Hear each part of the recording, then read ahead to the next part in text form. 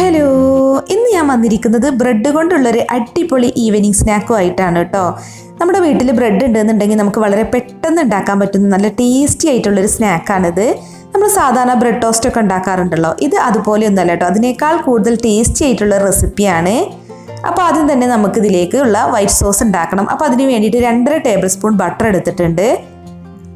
അപ്പോൾ ഈ ബട്ടർ നമുക്കൊന്ന് മെൽറ്റാക്കി എടുക്കുക. ഇനിയിപ്പോൾ ബട്ടർ ഇല്ലാന്നുണ്ടെങ്കിൽ നെയ്യ് എടുത്താലും മതി കേട്ടോ. പിന്നെ ഇതിലേക്ക് 2.5 ടേബിൾ സ്പൂൺ മൈദയാണ് ചേർക്കുന്നത്.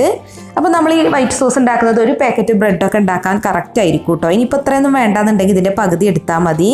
അപ്പോൾ മൈദ ചേർത്ത് നന്നായിട്ട് മിക്സ് ചെയ്തിട്ടുണ്ട്. ഇനി നമ്മളിതിലേക്ക് 1/2 ലിറ്റർ പാല് കുറേശ്ശെയായി ഒഴിച്ച് ഒന്ന് മിക്സ് ചെയ്തെടുക്കുകയാണ് ചെയ്യുന്നത്. അപ്പോൾ ഇനി നമ്മൾ കട്ടയൊന്നും കൂടാതെ ഇതൊന്ന് മിക്സാക്കി എടുക്കണം. ലോ ഫ്ലെയിമിലിട്ടൊന്ന് കുറുക്കി എടുക്കുകയാണ് കേട്ടോ ചെയ്യുന്നത്. ഇനി ഇതിലേക്ക് മധുരത്തിന് ആവശ്യമായിട്ട് 5 ടേബിൾ സ്പൂൺ പഞ്ചസാരയാണ് ചേർക്കുന്നത്. പിന്നെ നല്ലൊരു ഫ്ലേവറിന് വേണ്ടിയിട്ട് 1/2 ടീസ്പൂൺ വാനില എസൻസും ചേർക്കുന്നുണ്ട്. വാനില എസൻസിന് പകരം വേണമെന്നുണ്ടെങ്കിൽ ഏലക്കാപ്പൊടി ഇടാം. പിന്നെ ഒരു പിഞ്ച് ഉപ്പും കൂടെ ചേർത്ത് നന്നായിട്ടൊന്ന് ഇളക്കിയെടുക്കുക. നല്ല തിക്കാവുന്നത് വരെ ഒന്ന് കുറുക്കിയെടുക്കണം കേട്ടോ. അപ്പോൾ ഇതിപ്പോൾ നന്നായിട്ട് ഇവിടെ തിളച്ചിട്ടുണ്ട്, നല്ല തിക്കായി വന്നിട്ടുണ്ട്. അപ്പോൾ ഇത്രയും മതി. ഇനി തണുത്ത് കഴിയുമ്പോൾ ഒന്നും കൂടെ തിക്കാവും. അതുകൊണ്ട് ഈ ടൈം ആകുമ്പോൾ നമുക്ക് ഫ്ലെയിം ഓഫ് ചെയ്യാം. എന്നിട്ട് ഇത് തണുക്കാൻ വേണ്ടിയിട്ട് മാറ്റി വെക്കണം. സോസ് തണുക്കുന്ന സമയമാകുമ്പോഴേക്കും നമുക്ക് ബ്രെഡ് ഒന്ന് ടോസ്റ്റ് ചെയ്തെടുക്കാം.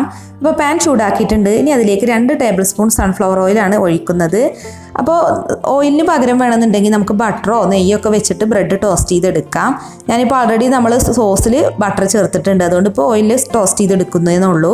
പിന്നെ ഞാനിപ്പോൾ പ്ലെയിനായിട്ട് ബ്രെഡ് ടോസ്റ്റ് ചെയ്തെടുക്കുകയാണ് ചെയ്യുന്നത്. വേണമെന്നുണ്ടെങ്കിൽ നമുക്കൊരു മുട്ടയും പാലൊക്കെ ബീറ്റ് ചെയ്തിട്ട് അതിൽ മുക്കിയിട്ട് വേണമെന്നുണ്ടെങ്കിലും ബ്രെഡ് ടോസ്റ്റ് ചെയ്തെടുക്കാം കേട്ടോ. അപ്പോൾ നിങ്ങൾക്ക് എങ്ങനെയാണോ താല്പര്യം ബ്രെഡ് ടോസ്റ്റ് ചെയ്യാൻ അതിനനുസരിച്ച് ടോസ്റ്റ് ചെയ്തെടുക്കുക.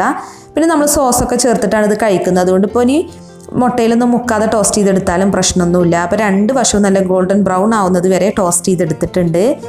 അപ്പോൾ എല്ലാ ബ്രെഡും ഇതുപോലെ തന്നെ ടോസ്റ്റ് ചെയ്തെടുക്കുക കേട്ടോ. ഇനി നമുക്ക് ഇഷ്ടമുള്ള ഷേപ്പിൽ വേണമെന്നുണ്ടെങ്കിൽ ഇത് കട്ട് ചെയ്തെടുക്കുക കേട്ടോ. അല്ലാതെ കട്ട് ചെയ്യാതെ വേണമെന്നുണ്ടെങ്കിൽ അങ്ങനെ എടുക്കുക. അപ്പോൾ നമ്മുടെ സോസ് ഇവിടെ നല്ല പോലെ തണുത്ത് തിക്കായി വന്നിട്ടുണ്ട്.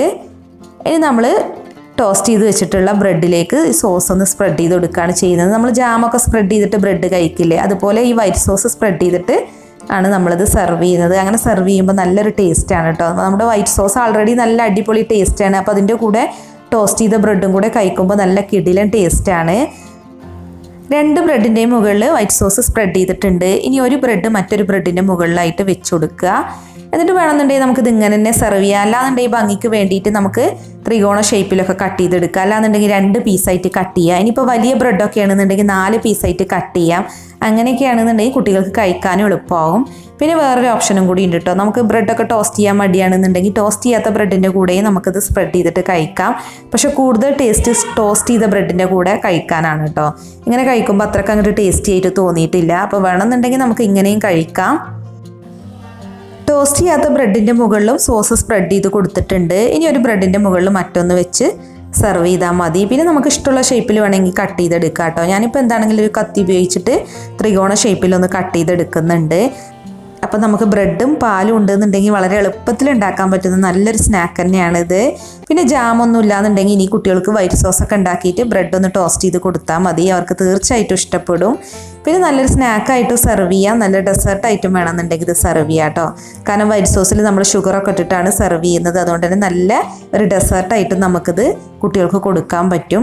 അപ്പോൾ നിങ്ങളൊന്ന് ട്രൈ ചെയ്ത് നോക്കിയിട്ട് നിങ്ങളുടെ ഫീഡ്ബാക്ക് ഒന്ന് അറിയിക്കുക. അപ്പോൾ നിങ്ങൾക്ക് ഈ വീഡിയോ ഇഷ്ടമായി എന്നുണ്ടെങ്കിൽ ഒന്ന് ലൈക്ക് ചെയ്യുക, ഷെയർ ചെയ്യുക. അതുപോലെ നിങ്ങളുടെ വിലയേറിയ അഭിപ്രായങ്ങൾ കമൻറ്റ് ചെയ്യാനും മറക്കരുതേ. അപ്പോൾ മറ്റൊരു കിടിലൻ റെസിപ്പിയുമായി നമുക്ക് വീണ്ടും കാണാം. താങ്ക്